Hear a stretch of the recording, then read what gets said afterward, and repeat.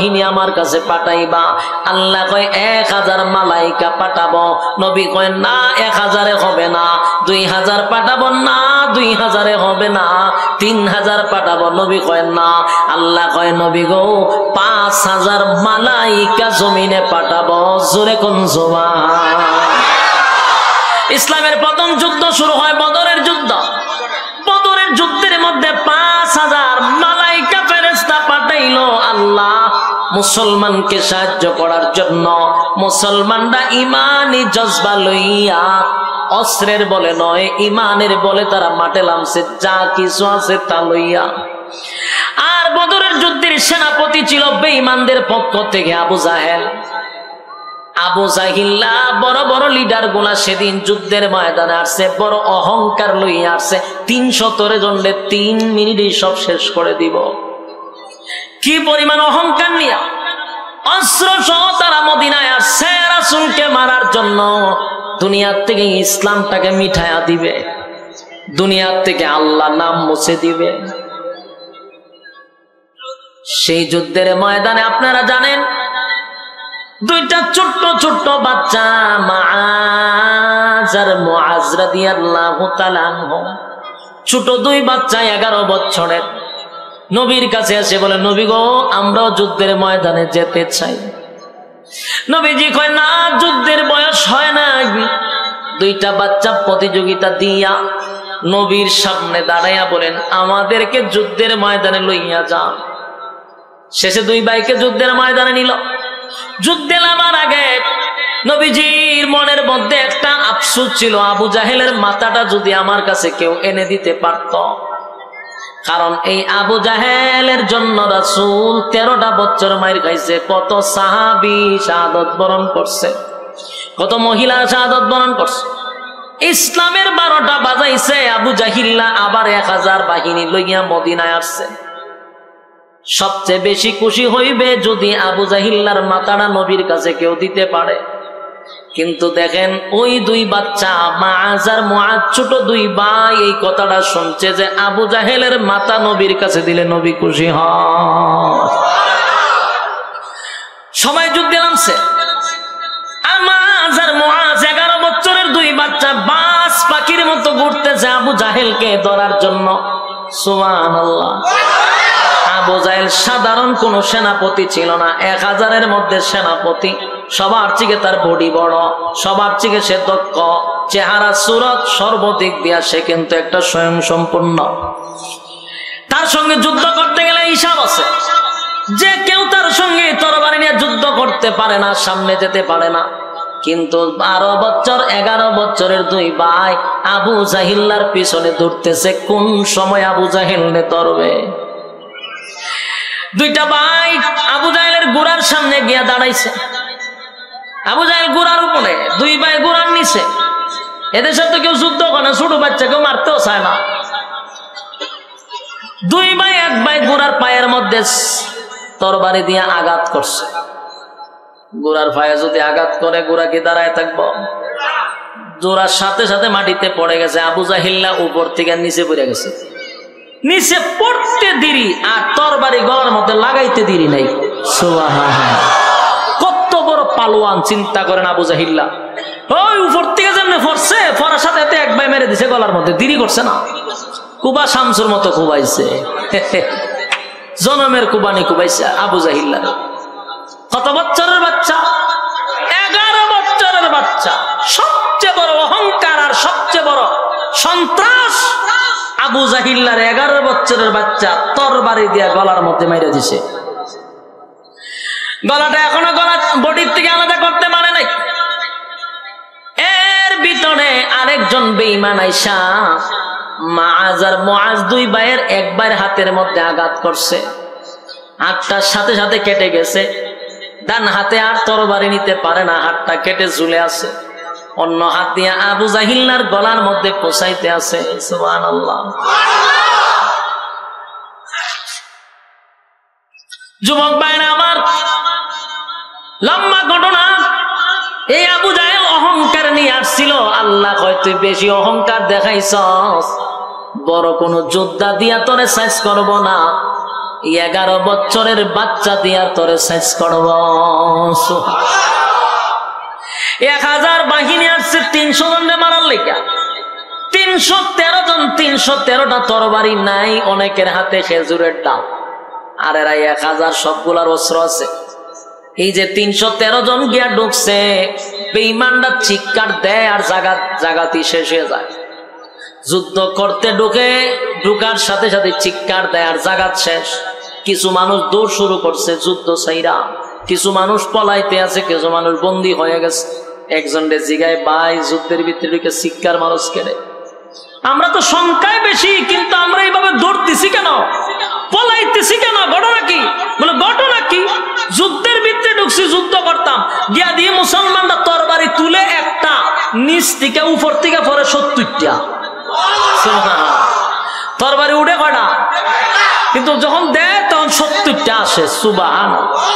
এই দৃশ্য কাফেররা দেখিয়া জাগা তুই শেষ, আর দৌড় শুরু করছে। যুদ্ধ রাইকা এরা পলায়া মক্কা, মদিনার থেকে মক্কায় যাওয়া শুরু করছে। 1000 রে ধূলিসাৎ করছে। আল্লাহ এই 313 জন দিয়া বদরের যুদ্ধটাকে বিজয় দান করছে। সুবহানাল্লাহ। বলুন, অস্ত্রের বলে না ইমানের বলে? ইমানের বলে। কতজন ছিল? 313 জন। ইসলামের প্রথম যুদ্ধেই তারা বিজয় আনছে, 313 জন, তাও অস্ত্র নাই, ইমানের বলে। আজকে গোটা পৃথিবীতে 250 কোটি মুসলমান বসবাস করে। কত কোটি? 250 কোটি মুসলমান বসবাস করে। আজকে মাত্র কয়েক লক্ষ ইহুদিরা 250 কোটি মুসলমানের কলিজায় আগুন ধরাচ্ছে, 250 কোটি মুসলমানের কলিজায় রক্তকরণ করছে এই কয়েক লাখ ইহুদির বাচ্চারা। মুসলমানের ক্ষমতা নাই ইহুদিদেরকে দমন করার। সংখ্যায় আমরা কম না বেশি? 250 কোটি মুসলমান, 1 কোটি ইহুদিও না। 80 লক্ষ ইহুদি না 70 লক্ষ ইহুদি আছে? 82 লক্ষ। চিন্তা করেন, মাত্র 82 লক্ষ ইহুদি আর 250 কোটি মুসলমান। আফসোস আর আফসোস। আর আমরা দোয়া করি, আল্লাহ তুমি গাইবি ভাবে ফিলিস্তিনকে সাহায্য করো। আল্লাহ জুতাদা দিব, আমরা কি দাদা দিব? জুতাদা দিব। অপেক্ষা করে এই দোয়া করেন না, আল্লাহ গাইবি ভাবে, কেন গাইবি ভাবে সাহায্য করতে গেলে 250 কোটি মুসলমান থাকতে আল্লাহ গাইবি সাহায্য আনতো কেন? আমরা কি সব হিজরানি? আল্লাহ কেন গাইবি সাহায্য করতো? ওই আবাবিল পাঠাইছিল মক্কা হেফাজত করার লেগে। এই সময় কি মুসলমান আছি? কথা কই না দি। এই সময় মুসলমানের সংখ্যা ছিল না, তাই আল্লাহ আসমানি ভাবে সাহায্য করছে। এখন 250 কোটি মুসলমান আছে, এখন কেন গাইবি ভাবে সাহায্য করতো? এগুলো ভুল ধারণা। আবাবিল আসবে না, এটা সম্পূর্ণ ভুল। আমরা যদি পারি তাহলে আল্লাহ আবার আমাদের হাতে মসজিদ ফিরাইয়া দিবে। যদি পৃথিবীর সব মুসলমান এক হইতে পারে, পারবো না তো। আমরা ফাঁসাইটা কি তারে ভাই, এক এক সময় এক এক আওয়াজ, একবার কমাও একবার বাড়াও, লীলা জোরাইছে, ওই আবার কমে আবার বাড়ে। বলুন, গোটা পৃথিবীতে 250 কোটি মুসলমান। আমরা যদি এক হয়ে যাই, আল্লাহর কসম 82 লক্ষ ইহুদি পালাইবার জায়গা পাবে না। পালাইবার জায়গা পাইব? আমরা এক হইতে পারি না। তো আমাদের দোয়া হইল কি তা আবাবিল আসতো না, আবাবিল আসবে না। আমরা মুসলমান এক হইতে। আমেরিকার তেল দেয় আমাদের আরব দেশ, পৃথিবীর সবচেয়ে দামি দামি সম্পদগুলো আল্লাহ মুসলমানদের দিছে। তেল কিন্তু কোন ইহুদিরে দিছে? কথা হয় না। বদরের যুদ্ধ ইমানের জোরে তারা কিন্তু বিজয় পাইছে। কিসের জোরে? অস্ত্রের জোরে নয়, ইমানের জোরে পাইছে। ইমানের জোরে পাইছে, অস্ত্রের জোরে নয়, ইমানের জোরে। এখনো যদি আমাদের ইমান সাহাবীদের মতো হয়, আল্লাহ আকসা আবার আমাদের কাছে আসবে, এর মধ্যে কোনো সন্দেহ নাই। যুবক ভাইরা আমার, রব্বে কারীম বলেন, একটা নয়, মদিনার মধ্যে অসংখ্য যুদ্ধ হয়েছে। সাহাবায়ে কেরাম সিদ্ধান্ত নিল, নবী গো চলুন আমরা মক্কায় যাব। ওই হিজরতের পরে আর কিন্তু মক্কায় যায় নাই। তাই রাসূল ঘোষণা দিল মক্কায় যাবে হজ করার জন্য। মদিনা থেকে একজন দুইজন নয়, 1500 সাহাবায়ে কেরাম লইয়া, 1400 সাহাবায়ে কেরাম লইয়া, বড়ি বেকা গুরু, তারপর হইল ছাগল, বেড়া, বকরি সব লইয়া গেছে মক্কায় জবাই করব, কুরবানি দিব। হজ করার জন্য ইহরামের কাপড় পরিধান করছে। 1400 সাহাবী লইয়া মক্কায় গেছে, প্রায় 500 কিলোমিটার দূর মদিনা থেকে মক্কা। সেখানে মক্কা থেকে 19 কিলোমিটার দূরত্ব একটা জায়গার নাম হলো হুদাইবিয়া। মক্কা থেকে কত দূর? 19 কিলোমিটার দূরে হুদাইবিয়া নামক জায়গার মধ্যে রাসূল যখন আসলো, এখানে রাসূল তাবু টাঙাইছে, সাহাবীদেরকে লইয়া এখানে রেস্ট নিবে। এর মধ্যে খবর হয়ে গেছে মক্কার মধ্যে আব্দুল্লাহর পুত্র মুহাম্মদ মক্কায় আসতেছে মক্কা দখল করার জন্য। নাউজুবিল্লাহ, মক্কায় আসতেছে মক্কা দখল করার জন্য। আব্দুল্লাহর পুত্র মুহাম্মদ আসতেছে, অথচ নবী আসছে কিসের জন্য? হজ করার জন্য নবী আসছে রে। মক্কায় খবর হয়ে গেল আল্লাহ নবী নাকি মক্কা দখল করার জন্য আসছে। মক্কার তখন যারা পরিচালনা করত আবু সুফিয়ানের নেতৃত্বে কিছু লোক আইসা নবীরে ব্যারিকেড দিছে। আব্দুল্লাহর পুত্র মুহাম্মদ, তোমারে আমরা মক্কায় ঢুকতে দিব না। তুমি আসছো মদিনার থেকে মক্কায়, আমরা তোমারে মক্কায় ঢুকতে দিব না। রাসূল 3 দিন পর্যন্ত হুদাইবিয়া নামক জায়গার মধ্যে বসা, নবীরে মক্কায় ঢুকতে দেয় না। নবীর পক্ষ থেকে হযরত উসমানকে পাঠাইল দূত হিসাবে, তুমি গিয়া তাদেরকে বিষয়টা বুঝায় কো, আমরা যুদ্ধ করার লাগে আসি নাই, আমরা আসছি হজ করার লাগে, মারামারি করতে আইছি না। এরা উসমান রাদিয়াল্লাহু তাআলা আনহুর কথা শুনবে তো দূরের কথা, ওনারে বন্দী করে রেখে দিছে। চিন্তা করছেন কত বড় খারাপ, বন্দী করে রেখে দিছে। এই খবর রাসূলের কাছে আসছে যে আপনার উসমানকে তারা হত্যা করছে। বলুন, হত্যা করছে না বন্দী করছে? রাসূলের কাছে খবর আসছে কি হত্যা করছে। যেই রাসূলের কাছে বলছে যে আপনার উসমানকে হত্যা করছে, রাসূলের চোখের রং পরিবর্তন হয়েছে, রাসূলের শরীরের চেহারার রং পরিবর্তন হয়ে গেছে। বসার থেকে লাফ দিয়ে দাঁড়ায় গেছে।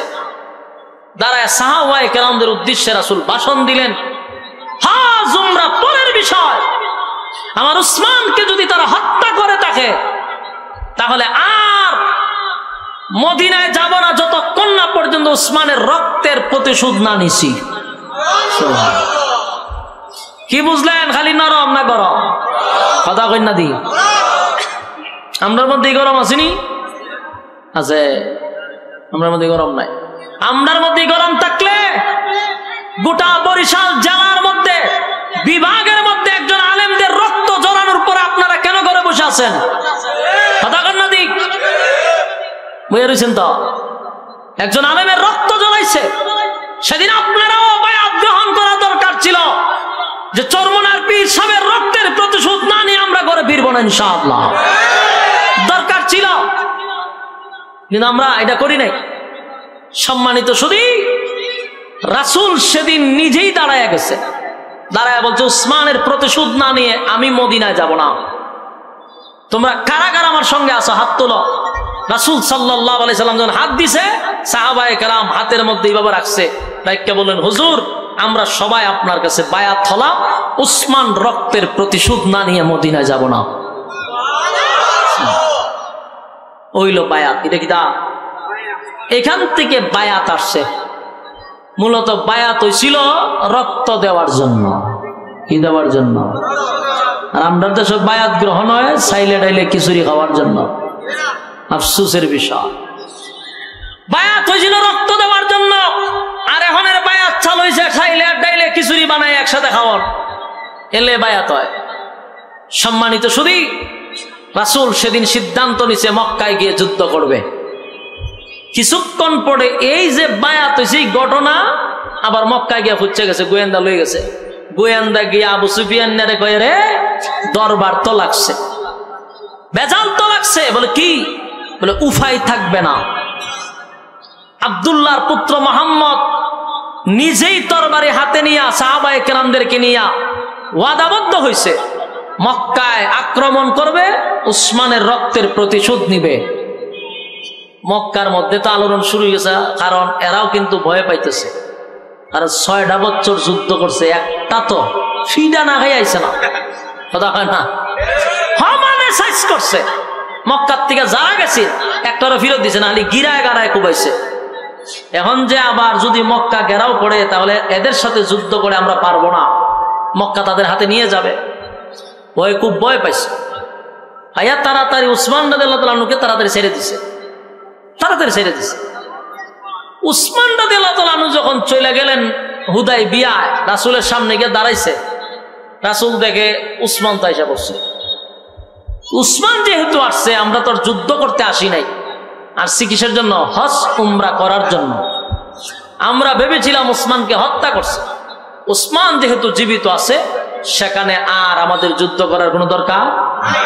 রাসূল শান্ত হয়ে গেছে। কিন্তু মক্কার মানুষ রাসূলকে মক্কায় ঢুকতে দেয় না।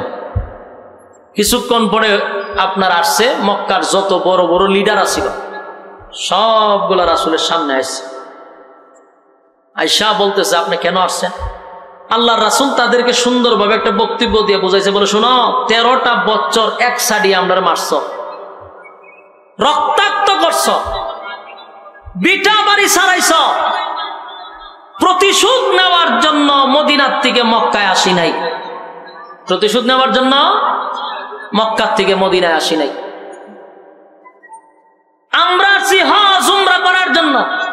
এখন মক্কার মানুষ কইটা যদি হয় কথা, তাহলে আমাদের কিছু চুক্তি আছে, আপনাকে বিনা চুক্তিতে আমরা মক্কায় ঢুকতে দিব না, কারণ আপনি আমাদের অনেক লোকরে মারছেন।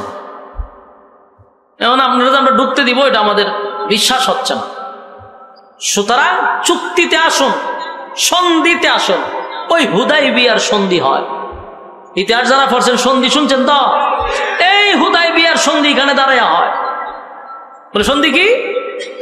বলে আমাদের কিছু শর্ত আছে। শর্ত হলো 10 বছরের ভিতরে আপনাদের আর আমাদের মধ্যে কোনো যুদ্ধ হবে না। ওই যুদ্ধ বন্ধ করে দিচ্ছে মক্কার মানুষ, বলছে যুদ্ধ হইতো না।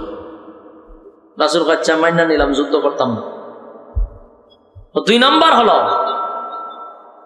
এই বছর আপনারা হজ উমরা করতে পারবেন না। চিন্তা করেন কত বড় খারাপ। এই বছর হজ উমরা করতে পারবেন না। তোমরা তো 10 বছর যুদ্ধ করতাম না, মাইনে নিছি, উমরা করতে দিবা না, কেন? না দিতাম না। আগামী বছর আইবেন, আইয়া এই বছর একটা খাজা করে যাইবেন। দেন মানেননি, নাইলে বাদ দেন। রাসূল কয়, আচ্ছা আমি মানলাম। সাহাবায়ে কেরাম ছিল 1400, এর মধ্যে উমরও আছে। মেজাজ উমরের এমন গরম হয়েছে, তরবারি বাইর করে আর ভিতরে ঢোকায়, বাইর করে আর ভিতরে ঢোকায়। রাসূল দেখছে লক্ষণ ভালো না, উমরে কুন্ডারে গর্দান ফালাইয়া দেয়। উমরের আগে ছুড়ে আর সহ্য করতে পারতেছে না। সাহাবায়ে কেরামরা, হুজুর এই বছর আমাদেরকে হজ করতে দিতেছে না, উমরা করতে দিতেছে না, আর আপনি শর্ত মানতেছেন, এটা কেমনে হয়? রাসূল বলেন, আমি যা জানি তোমরা তা জানো না। এরপরে এরা আরো শর্ত দিছে, আমাদের মক্কা থেকে কোনো মানুষ যদি মদিনায় যায়, ইসলাম গ্রহণ করে, আপনারা তারে আমার দেশে আবার ফিরত দিতে বাধ্য থাকবেন। রাসূল কয়, মেনে নিলাম। হয় আমার আপনারা মদিনার থেকে যদি আমরা মক্কার ভিতরে কেউ ঢুকায়, আমরা ফিরত দিতাম না। বলুন তো দেখি, শর্তটা উভয় পক্ষে রয়েছে না একতরফা হয়ে গেছে? এক ছাটিয়া হয়ে গেছে। ওই সর্বনাশ। হেরা ভাই আমরা লোক গেলে ফিরত দিবে না, আপনারা লোক গেলে ফিরত দিতাম না। তার মানে প্রতিটা চুক্তি, প্রতিটা শর্ত অপমানজনক। কথা কয়? সাহাবায়ে কেরাম খুব রাগান্বিত এবং মেনে নিতে পারতেছে না, কিন্তু রাসূল মেনে নিচ্ছে। রাসূল মেনে নিলে সাহাবীদের কোনো কিছু করার আছে? রাসূলকে যে শর্তগুলা দিচ্ছে বলুন, এগুলা কি উভয় পক্ষের না একতরফা? সম্মানজনক না অসম্মানজনক? অসম্মানজনক। এই অসম্মানজনক চুক্তি যখন করা শুরু করছে, অসম্মানজনক চুক্তি যখন করা শুরু করছে, সাহাবায়ে কেরাম খুব রাগান্বিত, এতে খুশি না। রাসূল বড় বেজার, সাহাবায়ে কেরাম খুশি না। রাসূলও কিন্তু বুঝাইতে চাচ্ছেন না, কিন্তু মাইনা নিতেছে, সব মাইনা নিতেছে। এখন সব চুক্তি যখন মানা হয়ে গেছে, এখন এটা কাগজে কলমে লিখতে হবে, স্টাম্প হইতো না, দরখাস্ত হবে, দুজনের স্বাক্ষর হবে, উভয় পক্ষের সাক্ষ্য এখন 51%। ওইরা এদের পক্ষ থেকে কেন দস্তখত দিবে, রাসূলের পক্ষ থেকে দস্তখত দিবে, এই চুক্তি সন্ধিনামা হইতেছে। এখন রাসূল সাল্লাল্লাহু আলাইহি সাল্লামকে তারা অপমানজনক শর্তগুলি দিচ্ছে এবং সব অপমানজনক শর্তগুলি একচাটিয়া মেনে নিচ্ছে। কিন্তু এখানে সাহাবী কে ছিল? হযরত ওমর। রাগ কম না বেশি? মারাত্মক রাগ। হযরত ওমর রাসূলকে বলতেছেন, হুজুর কি দরকার আছে তাদের সঙ্গে আমাদের চুক্তির? রাসূল খালি হাত দিয়ে থামো, ধৈর্য ধরো। এখন এই চুক্তি লেখার জন্য হযরত আলীরে দিছে দায়িত্ব। আলী রাদিয়াল্লাহু তাআলা আনহু এই কলম লইয়া গেছে, চুক্তি লিখতো, স্বাক্ষর কার কার পক্ষ থেকে নেতাগুলির নাম লেখছে, লিখা আমাদের পক্ষ থেকে একজনের স্বাক্ষর আর হেদের পক্ষ থেকে স্বাক্ষর। এখন এখানে লেখছে ওই মক্কার সর্দার সবগুলির নাম লেখছে, শেষে লেখলো আমাদের পক্ষ থেকে আব্দুল্লাহর পুত্র মুহাম্মদুর রাসূলুল্লাহ সাল্লাল্লাহু আলাইহি ওয়াসাল্লাম। মক্কার লিডাররা কয়, দাঁড়াও, এই কাগজ আমরা মানি না। বলুন, শর্ত রাসূল দিছে না হেরাই দিছে? হেরাই দিছে, হেরার কথাই সবকিছু ওকে। এখন কই এই কাগজ আমরা মানি না। কেন মানেন না? যেই কাগজে রাসূল থাকবে এই কাগজ মানি না। আপনারা কিতাব বুঝুন, আমার কথা শুনুননি আপনারা? যেই কাগজে রাসূল থাকবে এই কাগজ সম্মান না অসম্মান? চরম পর্যায়ের অসম্মান, চরম পর্যায়ের বেজ্জতি। রাসূলকে বসাইয়া 1400 সাহাবায়ে কেরামকে এখানে দাঁড় করাইয়া বলতেছে রাসূল লেখা থাকলে কাগজ মানি না। অহংত সব সাহাবীদের চোখের রং পরিবর্তন হয়েছে, লাল হয়ে গেছে, আর তরবারে আড্ডা ধরে চাইলে অনুমতি দিত আর গর্দান ফেলাই দিত, কিন্তু রাসূল তো অনুমতি দেয় না। হেরার যুক্তি হলো 13 বছর তোমরা মারছি, বিঠা বাড়ি ছাড়াইছি এই রাসূলুল্লাহর কারণে। আমরা তো তার আব্দুল্লাহর পুত্র মুহাম্মদ মানি, রাসূল মানি না। রাসূল যদি মানতাম তো তোমরা আর আমরা একই থাকতাম। মানি না বিদায় মক্কা থেকে মদিনায় গেছ, মানি না বিদায় মক্কায় ঢুকতে দিচ্ছি না। তাহলে এখানে যদি রাসূলই থাকলো, মুখে না মানলো, কাগজে মাইনা নিতাজি, কথা কই না দি? কাগজ যদি রাসূল থাকে তাহলে কাগজে কলমে তো মাইনে নেওয়া লাগতেছে। সুতরাং রাসূল থাকলে আমরা এই চুক্তিতে যাব না। আল্লাহর রাসূল তখন বলতেছে, আলী, কাগজটা হইল 10 বছরের চুক্তি। 10 বছরের জন্য কি আল্লাহ আমার রাসূল বানাইছে? কথা কয় না? তাহলে কাগজে আমার নাম থাকলে কি আর না থাকলে কি? রাসূলুল্লাহরা কাটটা দাও, চুক্তিটা মাইনা নাও। কিন্তু সব সাহাবী দাঁড়ায় গেছে। দাঁড়ায় উমর কয়, হুজুর আর বরদাস্ত করতে পারতেছি না, তাদের সাথে আমাদের কিসের শর্ত? উমর দাঁড়ে খাড়িয়ে, হুজুর আমার প্রশ্নের জবাব দেন, আপনি কি সত্যি আল্লাহর রাসূল? এটা উমরের কথার সিস্টেম দেয়। রাসূল, আপনি কি সত্যি আল্লাহর রাসূল? রাসূল কয়, হ্যাঁ। আমরা কি সত্যের পক্ষে আছি? কয়, হ্যাঁ। এরা কি বাতিল পক্ষে আছে না? এরা কি সত্যের পক্ষে আছে না বাতিল? বাতিল। এরা যদি বাতিল হয়, আমরা যদি সত্য হই, আপনার যদি সত্য নবী হন, মাঝখানে আবার কিসের সন্ধি? অনুমতি দেন, একটারও বডির থেকে গর্দান রাখবো না, আমি উমরই একা যথেষ্ট। এদের সাথে কিসের সন্ধি? আল্লাহ রাসূল কয়, থামো থামো। উমর আবার থামছে। এখন হযরত আলীরে কইছে, লেখো। আলী কয়, কলমটা রাসূলের সামনে রেখে দিছে। হযরত আলী বলেন, ছোটবেলার থেকে আমি আপনার সঙ্গে থাকি, আপনি আমার চাচাতো ভাই এবং আপনি আমার শ্বশুর।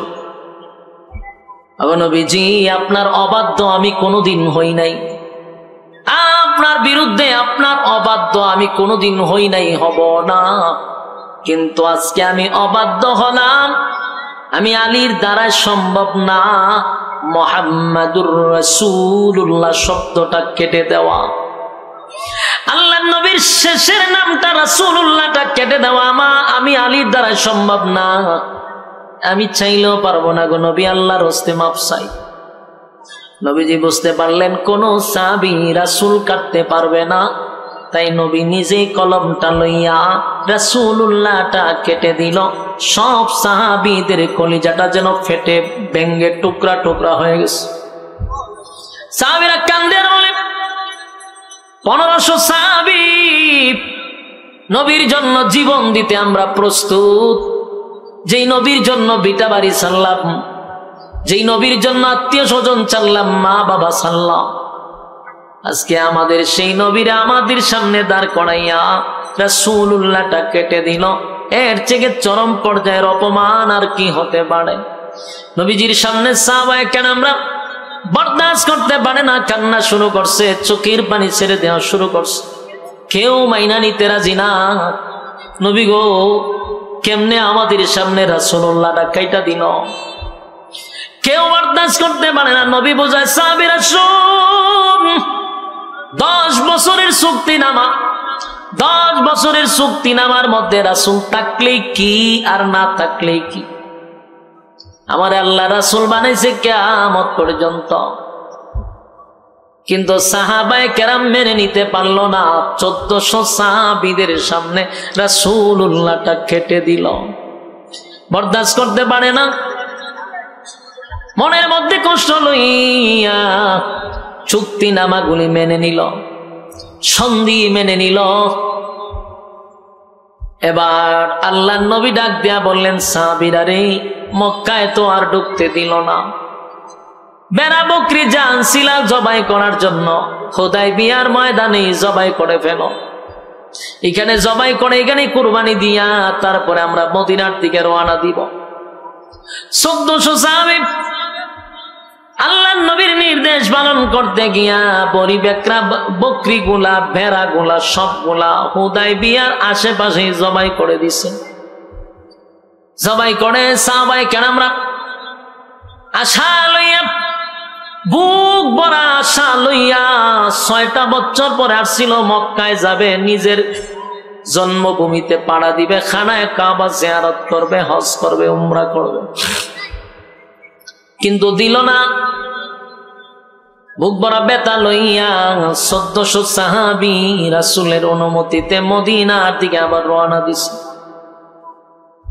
1-2 কিলো নয়, 500 কিলোমিটার দৌড়াইয়া মরুভূমির রৌদ্র দিয়া 1400 সাহাবী মদিনার দিকে রওনা দিছে। কিন্তু ভিতরে একজনেরও শান্তি নাই। কোন সাহাবী তো নবীর সামনে কথা বলতেও পারে না, কেউ নবীর সামনে কথা বলার সাহসও পায় না। কিন্তু হযরত ওমর একটু রাত, কিন্তু মাঝে মধ্যে যে কোন কোন জায়গায় তাবু টাঙ্গা একটু রেস্ট নেওয়া লাগে, 500 কিলোমিটার দূর রেস্ট নিতে গিয়ে এক জায়গায় বসছে। হযরত ওমর আর ধৈর্য ধরতে পারছে না, রাসূলের সামনে গিয়ে আবার দাঁড়াইছে। দাঁড়ায়, এখন নবী গো, আমার কিছু প্রশ্ন আছে। রাসূল গো, প্রশ্ন করো।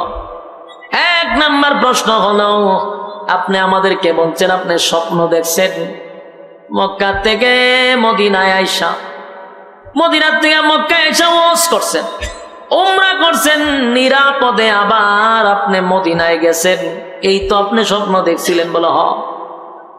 হযরত ওমর কয়, আপনি স্বপ্নটা কি সত্যি দেখছেন না ভুল দেখছেন?